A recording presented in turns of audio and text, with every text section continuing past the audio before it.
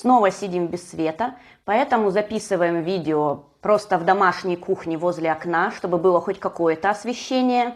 Приносим извинения за качество картинки и звука, но таковы наши реалии. А давайте сегодня приготовим вкусный и очень яркий бисквит «Красный бархат». Этот бисквит считается классикой американской кухни, имеет насыщенный красный цвет и шоколадный аромат, а благодаря его мягкой пористой текстуре не нуждается в дополнительной пропитке. Итак, начали! Готовить этот бисквит мы будем не на привычном сливочном, а на растительном масле. Выбираем рафинированное и дезодорированное масло без запаха. У меня это самое обычное подсолнечное. Добавляем сахар и взбиваем на максимальных оборотах миксера. Вливаем в смесь яйца и снова взбиваем. Помните, что именно этот процесс – самая важная часть приготовления любого бисквита. Чем лучше мы взобьем яично-масляную смесь, тем более воздушным будет наш бисквит. Поэтому не торопимся и не жалеем времени на взбивание. А пока можно заняться сухими ингредиентами. Смешиваем муку, какао, соль, соду и разрыхлитель. Да, в этом рецепте мы используем вместе и соду, и разрыхлитель. Зачем и почему, я подробно рассказывала вот в этом видео. Посмотрите. Какао я использую алкализованное с низким содержанием жира. Про какао у меня тоже есть отдельный разбор. Останавливаем миксер, добавляем кефир.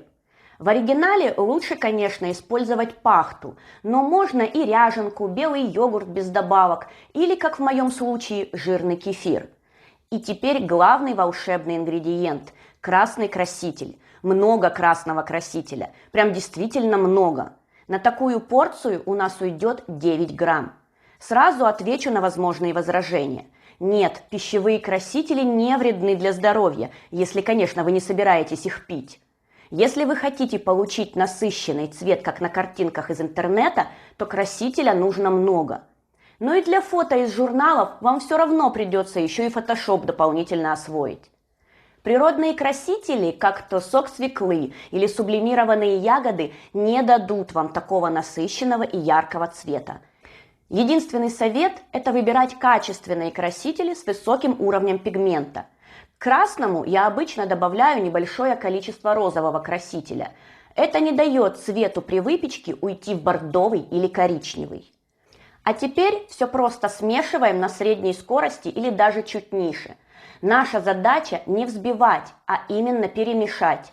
И разливаем по формам.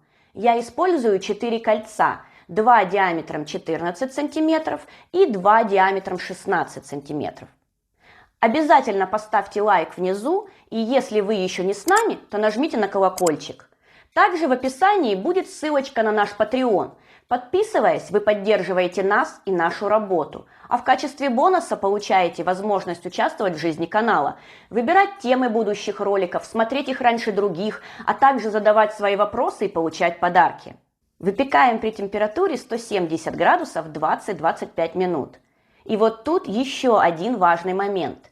Самое главное – это не перепечь бисквит.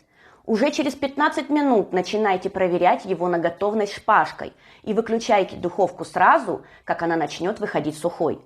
Это нужно для того, чтобы подпеченные края были как можно тоньше. Обрезать или не обрезать края классических бисквитов зависит от вашего вкуса и желания, а вот с красным бархатом обрезать перед сборкой их нужно обязательно. Этим мы открываем поры бисквита и его яркий и насыщенный красный цвет.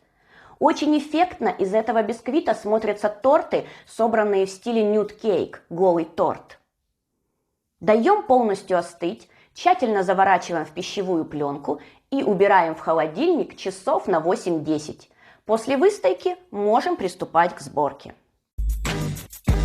Это не первое видео про бисквиты на нашем канале. У нас есть целый плейлист, и я буду постепенно наполнять его все новыми и новыми видами бисквитов.